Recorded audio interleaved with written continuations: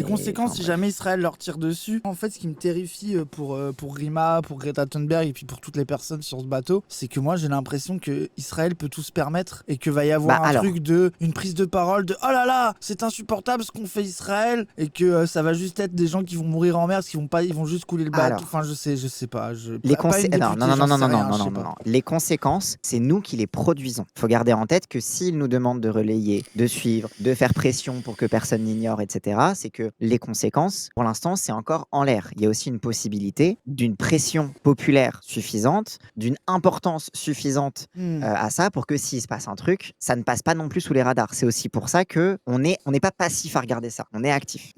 Ouais, d'en parler, de faire tourner le truc, etc. Et c'est aussi ce qui garantit leur sécurité. Alors juste préciser que cette coalition de la Flottille de la Liberté existe depuis 2011 et c'est une coalition de 22 ONG qui a vu le jour justement en réponse au blocus israélien imposé à la bande de Gaza, donc depuis de très nombreuses années. Tu vois, 22 ONG quand même qui font le truc, qui essayent de faire ça, et ils sont en danger et ils ont besoin d'avoir des figures un peu publiques et légitimes comme Rima, Greta ou autres, etc. Et malgré ça, ça suffit pas à les mettre en sécurité. Tu sais, c'est pas 25 personnes d'ultra-gauche bizarres sur un bateau, tu vois, genre tu sais, c'est vraiment le truc le plus institutionnel possible. ONG, Rima, enfin tu vois, et même ça c'est inacceptable quoi. Et surtout, ce qui est bien qu'elle rappelle, c'est aussi que ça date de avant le 7 octobre, parce que le blocus de Gaza date de bien avant. Ça, Enfin, tu vois, genre c'est aussi d'avoir ce rappel-là.